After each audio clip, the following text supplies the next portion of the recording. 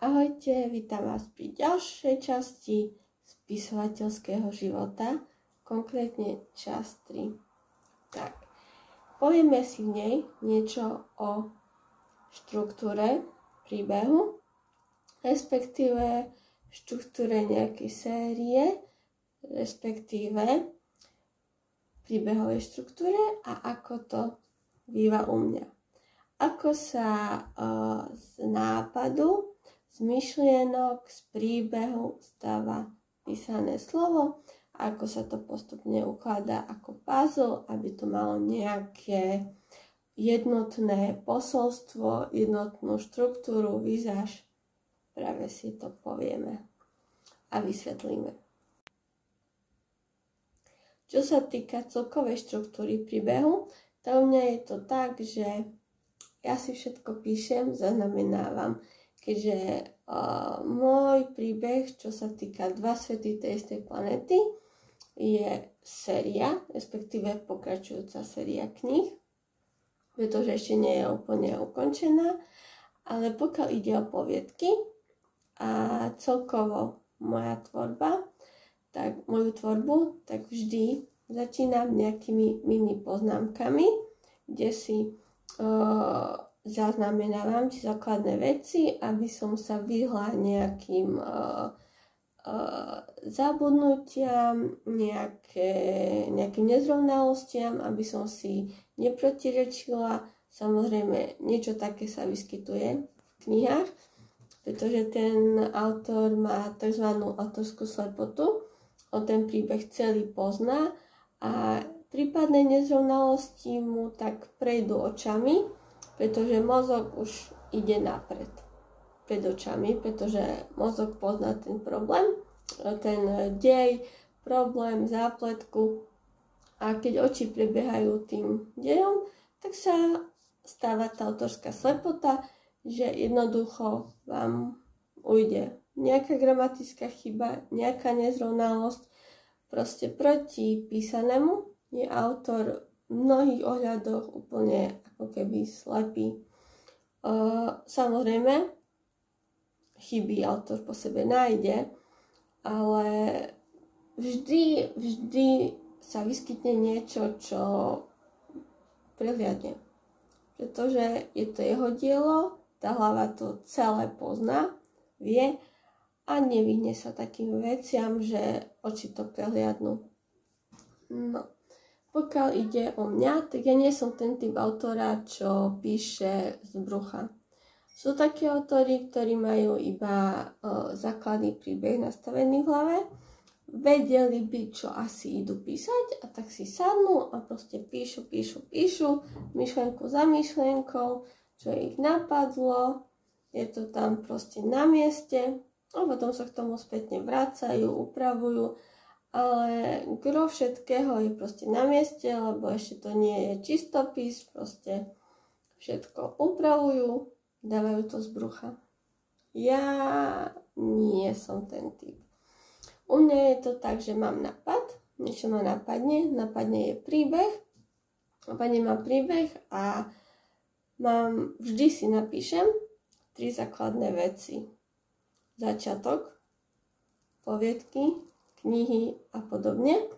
Asi takých 5 strán, ako proste vstúpim do tejto knihy, ako čitateľ vstúpi do tejto knihy. Potom si napíšem približne stred knihy, čiže ten základ, čo sa udeje, a potom záver, ako to ukončím. Čiže ja najskôr viem ten príbeh, začiatok, ako by som chcela začať, aby som proste húpla do toho príbehu. Gro, proste to hlavné, čo sa tam udeje, čo akože chcem, čo bude nosný motív knihy. A koniec je taký, je také buď otvorený, keď ide o sériu, že proste tam to utnete. Nemôžete to urobiť, buď že sa nejak dej vysvetlí, alebo to robíte vo forme nejakého seriálu, že presne v tom najlepšom to utnete. To už je na vás. Čiže toto si vždy stanovím, napíšem začiatok, niečo hlavné, gro všetkého, čo vlastne chcem povedať, čo sa tam vlastne udeje, ten dej a koniec. Kde to plánujem akože uťať. Okrem toho som proste tak trošku monk, takže tu mám zápisky, moje myšlenky, čo ma práve napadlo. A toto je môj zošit Dva svety tej istej planéty, kde si píšem postavu, farbím si, doplňam, píšem roky, keďže ide o denník, presne datumy, daný rok, čo sa daný deň udialo. A si to takto heslovito píšem. Takže všetko si píšem a pasáže, čo tak ma napadlo, čo sa daný deň udeje. Vždy mám pri danú poviedku takýto zápisník a keď niečo neviem, mám to vypísané také postavy, ako vyzerajú, čo si o nich myslím, ich hlavný charakter, ich poznávacie znamenia, poznám nejaké charakterové vlastnosti, niečo, čím sú špecifické tie postavy. Sem tam do zatvorky dám aj meno, v realite, v mojom prostredí, podľa koho som napísala tú postavu, ako by sa zachoval.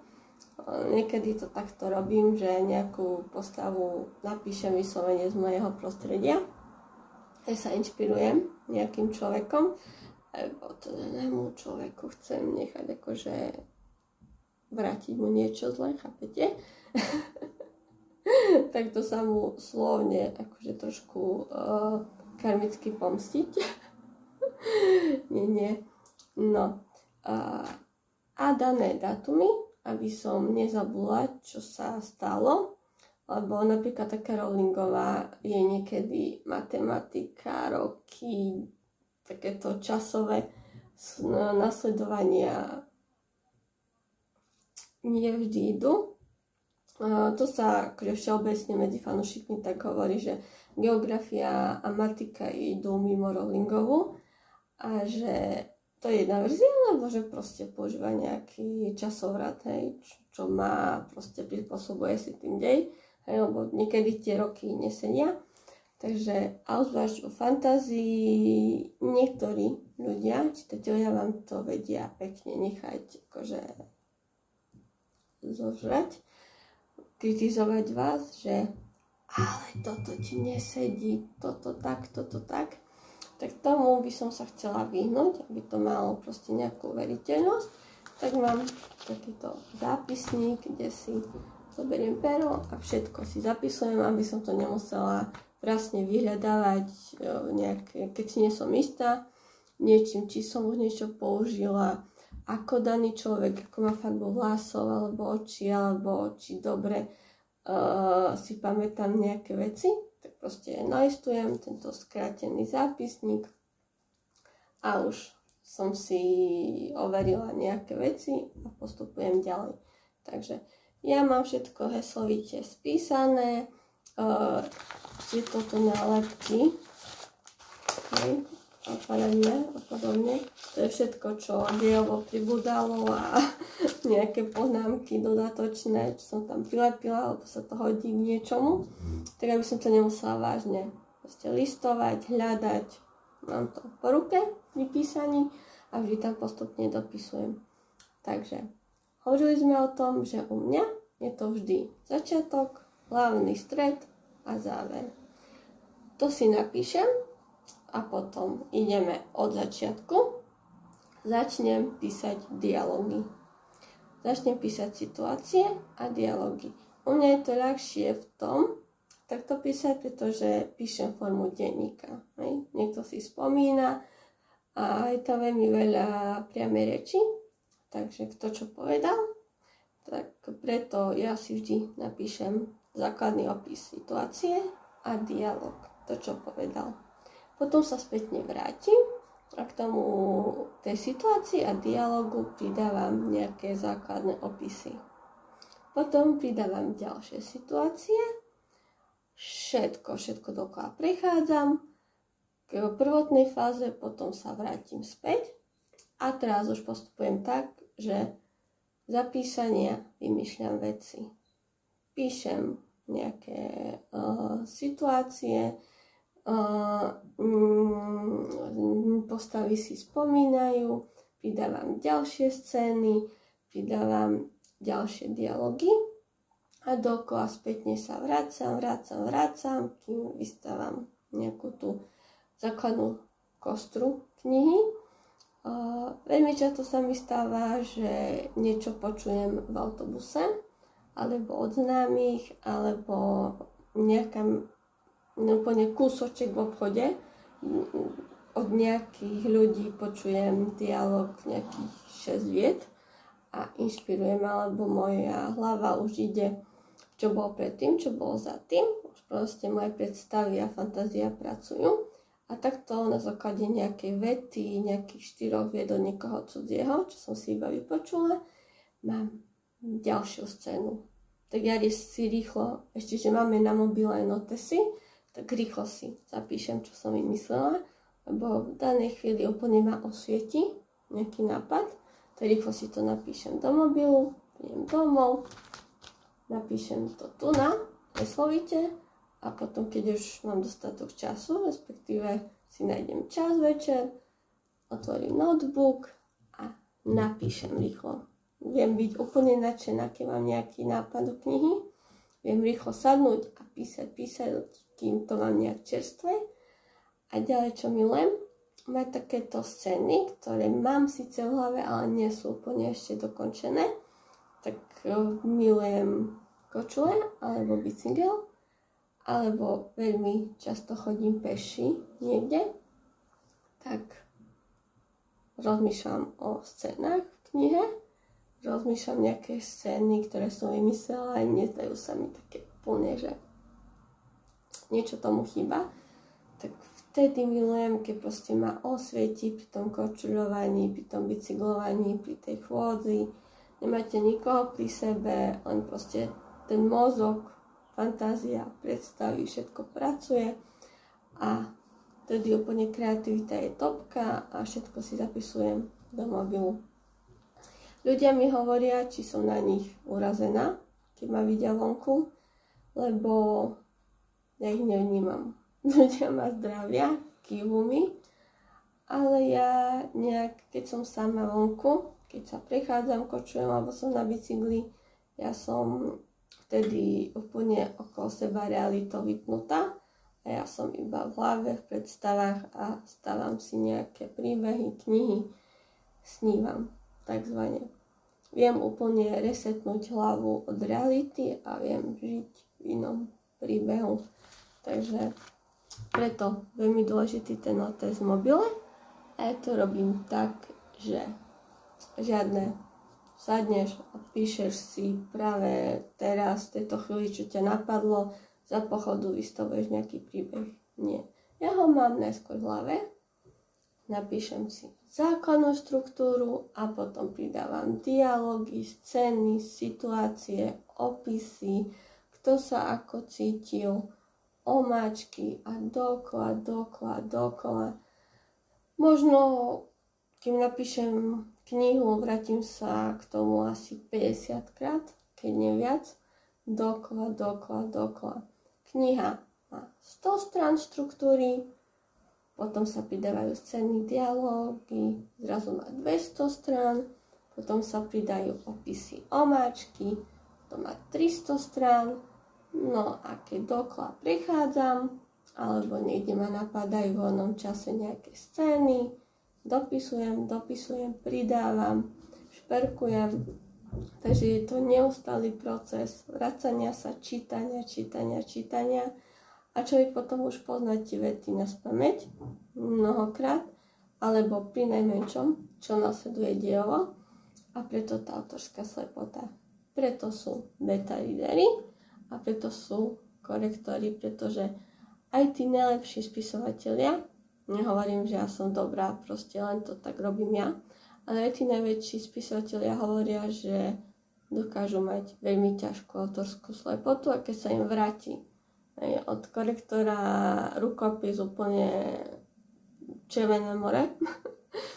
Tak si uvedomia, že toľko vecí som prehliadol. Tak. Aj nemusia to byť gramatické chyby, niekedy štilistika, alebo ten beta reader vám fakt dá komentáre, ktoré si poviete, to ma nenapadlo, toto nepochopil, toto pochopila zle a viete to potom ešte viac učesať. A je to zase na nejakej vyššej úrovni. Ale ako hovorím, sú nejakí takí ako machri, že dávajú knihy úplne, že za pochodu nerozmýšľajú nad tým predtým, len si sadnú na dané miesto a píšu. Preto ja veľmi nerada píšem na nejaké témy, ja to neviem. Bola som chorá so slohou.